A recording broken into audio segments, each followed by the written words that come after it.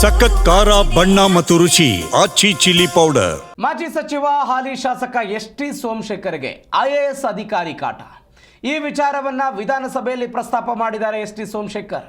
ಅಧಿಕಾರಿಯ ವಿರುದ್ಧ ದೂರು ಕೊಟ್ಟಿದ್ದಾರೆ. ಕಂದಾಯ ಸಚಿವ ಕೃಷ್ಣ ಬೈರೇಗೌಡರ ಸಹಾಯವನ್ನ ಎಸ್.ಟಿ. ಸೋಮಶೇಖರ್ ಕೇಳಿದರು. ಕಸದ ಘಟಕ ತೆರೆಯೋದಕ್ಕೆ ಡಿಸಿ 2.5 ಎಕರೆ ಜಾಗ ಕೊಟ್ಟಿದ್ದಾರೆ. ಆದರೆ ಐಎಎಸ್ ಅಧಿಕಾರಿ ಕಸದ ಘಟಕಕ್ಕೆ ದಾರಿ ಕೊಡೋದಕ್ಕೆ ಬಿಡ್ತಾ ಇಲ್ಲ.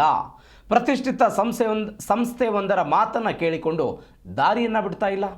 ಕ್ಷೇತ್ರದಲ್ಲಿ ಸ್ವಚ್ಛ ಭಾರತದ ಅಡಿಯಲ್ಲಿ ಕಸದ ಘಟಕವನ್ನು ಸ್ಥಾಪನೆ ಮಾಡಬೇಕು. ಇದಕ್ಕೆ ಬೆಂಗಳೂರು ಡಿಸಿ 2.5 ಎಕರೆ ಜಾಗ ಕೊಟ್ಟಿದ್ದಾರೆ. ಆದರೆ ವಿಧಾನಸೌಧದಲ್ಲಿರುವ ಒಬ್ಬ ಐಎಎಸ್ ಅಧಿಕಾರಿ ಕಸದ ಘಟಕಕ್ಕೆ ದಾರಿ ಮಾಡಲು ಬಿಡ್ತಾ ಇಲ್ಲ. ಪ್ರತಿಷ್ಠಿತ ಸಂಸ್ಥೆಯೊಂದರ ಮಾತು ಕೇಳಿಕೊಂಡು ದಾರಿ ಮಾಡೋದಕ್ಕೆ ಬಿಡ್ತಾ ಇಲ್ಲ. ಕಂದಾಯ ಸಚಿವರು ಲಿಖಿತ ರೂಪದಲ್ಲಿ ಪೊಲೀಸ್ ರಕ್ಷಣೆಯೊಂದಿಗೆ ರಸ್ತೆ ಮಾಡೋದಕ್ಕೆ ಅವಕಾಶವನ್ನು ಕೊಡಬೇಕು. ಲಿಖಿತ ರೂಪದಲ್ಲಿ ಬೆಂಗಳೂರು ನಗರ ಡಿಸಿಗೆ ಆದೇಶ ಮಾಡಬೇಕು ಅಂತ ಎಸ್.ಟಿ. ಸೋಮಶೇಖರ್ ಆಗ್ರಹ ಮಾಡಿದರು. ಇದಕ್ಕೆ ಸಮ್ಮತಿ ಸೂಚಿಸಿದ ಕಂದಾಯ ಸಚಿವರು, ಆದರೆ ಇದೀಗ ಮಾಜಿ ಸಚಿವರಿಗೆ ಕಾಟ ಕೊಡ್ತಾ ಇರುವಂತಹ ಐಎಎಸ್ ಅಧಿಕಾರಿ ಯಾರು ಅನ್ನೋದು ಸದ್ಯಕ್ಕೆ ಬಿಸಿ ಬಿಸಿಯಾಗಿ ಚರ್ಚೆ ಆಗ್ತಾ ಇದೆ. ರಸ್ತೆ ಮಾಡೋದಕ್ಕೆ ಬಿಡದೇ ಇರುವಂತಹ ಆ ಪ್ರತಿಷ್ಠಿತ ಸಂಸ್ಥೆ ಯಾವುದು ಅನ್ನೋದು ಕೂಡ ಚರ್ಚೆ. ಅಡಿಯಲ್ಲಿ 2.5 ಎಕರೆ ಕಸದ ಘಟಕಕ್ಕೆ ಸ್ಯಾಂಕ್ಷನ್ ಮಾಡಿದ್ದಾರೆ ಸನ್ಮಾನ್ಯ ಡಿಸಿ ಅವರು.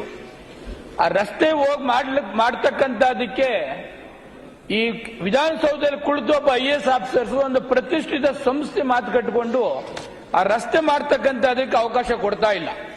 ಅದಕ್ಕೆ ಕಂದಾಯ ಮಂತ್ರಿಗಳು ಆನ್ಸರ್ ಕೊಟ್ಟಿದ್ದಾರೆ, ಪೊಲೀಸ್ ಪ್ರೊಟೆಕ್ಷನ್ ತೆಗೆದುಕೊಂಡು ರಸ್ತೆ ಮಾಡಿ ಅಂತ ಹೇಳಿ.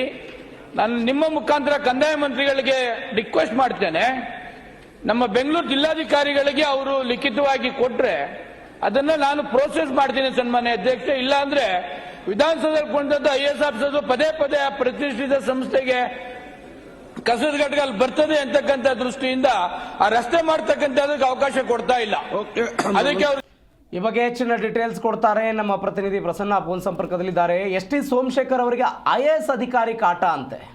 ಆ ಅಧಿಕಾರಿ ಯಾರು, ಸಂಸ್ಥೆ ಯಾವುದು, ಇದು ಸದ್ಯಕ್ಕಿರುವಂತಹ ಪ್ರಶ್ನೆ.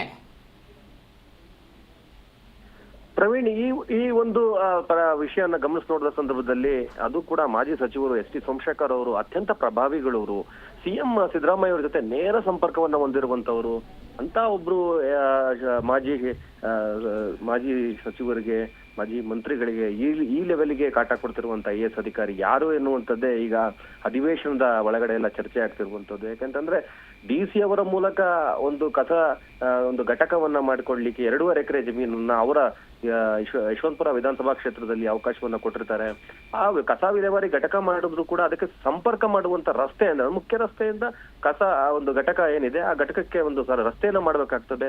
ಆ ರಸ್ತೆ ಮಾಡ್ಲಿಕ್ಕೆ ಹೋದ ಸಂದರ್ಭದಲ್ಲಿ ಈ ಐಎಎಸ್ ಅಧಿಕಾರಿ ಏನ್ ಹೇಳ್ತಿದ್ದಾರೆ, ಅವರು ಅಲ್ಲಿನ ಒಂದು ಕಸ ಘಟಕದ ಮಾಡುವಂತಹ ಒಂದು ಸ್ಥಳದಲ್ಲಿರುವಂತಹ ಒಂದು ಪ್ರತಿಷ್ಠಿತ ಸಂಸ್ಥೆಯೊಂದರ ಮಾತನ್ನ ಕೇಳ್ಕೊಂಡು ಈ ಐಎಎಸ್ ಅಧಿಕಾರಿ ಅಡ್ಗಾಲಾಗ್ತಿದ್ದಾರೆ ಅನ್ನುವಂತ ವಿಚಾರವನ್ನ ನೇರವಾಗಿ ಸದನದ ಒಳಗಡೆ ಅವರು ಚರ್ಚೆಯನ್ನ ಮಾಡುವಂತದ್ದು. ಅದಂದ್ರೆ ಆ ಸಂದರ್ಭದಲ್ಲಿ ನಾವು ನೋಡ್ಬೋದು, ಎಸ್.ಟಿ. ಸೋಮಶೇಖರ್ ಅವರಿಗೆ ಈ ರೀತಿಯಾಗಿ ತೊಂದರೆ ಕೊಡುವಂತ ಐಎಎಸ್ ಅಧಿಕಾರಿ ಯಾರು ಎನ್ನುವಂತ ಪ್ರಶ್ನೆ ಹಲವು ಶಾಸಕರು ಈಗ ಖುದ್ದು ಸೋಮಶೇಖರ್ ಅವ್ರನ್ನ ಕೇಳಿದ್ದಾರೆ, ಯಾರು ಅವರು ಐಎಎಸ್ ಅಧಿಕಾರಿ ಅಂತ. ಅವ್ರು ಹೇಳ್ತಾ ಇರುವಂತದ್ದು, ಸದ್ಯಕ್ಕೆ ಸಮಸ್ಯೆ ಬಗೆಹರಿದ್ರೆ ಸಾಕಾಗಿದೆ, ಹಾಗಾಗಿ ನಾನು ಇದನ್ನ ಪ್ರಸ್ತಾಪ ಮಾಡಿದ್ದೇನೆ.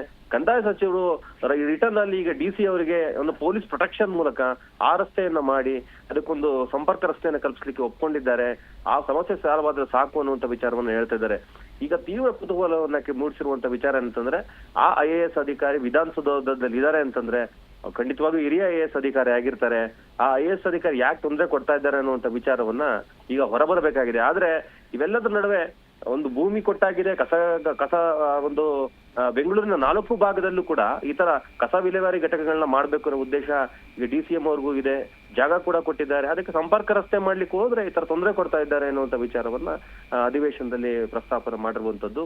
ಈಗ ಎಲ್ಲರೂ ಕೇಳ್ತಿರೋ ಒಂದೇ ಪ್ರಶ್ನೆ, ಆ ಐಎಎಸ್ ಅಧಿಕಾರಿ ಯಾರು, ಆ ಸಂಸ್ಥೆ ತೊಂದರೆ ಕೊಡ್ತಾ ಇರುವಂತ ಸಂಸ್ಥೆ ಯಾವುದು ಅಂತ ವಿಚಾರವನ್ನ. ಹಾಗಾಗಿ ಅದು ಮುಂದಿನ ದಿನಗಳು ಹೊರಬರಬಹುದು ಅನ್ನೋ ನಿರೀಕ್ಷೆ ನಮಗೂ ಕೂಡ ಇದೆ. ಅದನ್ನ ನೋಡ್ಬೇಕಾಗಿದೆ. ಎಸ್ ಪ್ರಸನ್ನ, ಥ್ಯಾಂಕ್ ಯು ನಿಮ್ಮೆಲ್ಲ ಡೀಟೇಲ್ಸ್ಗೆ.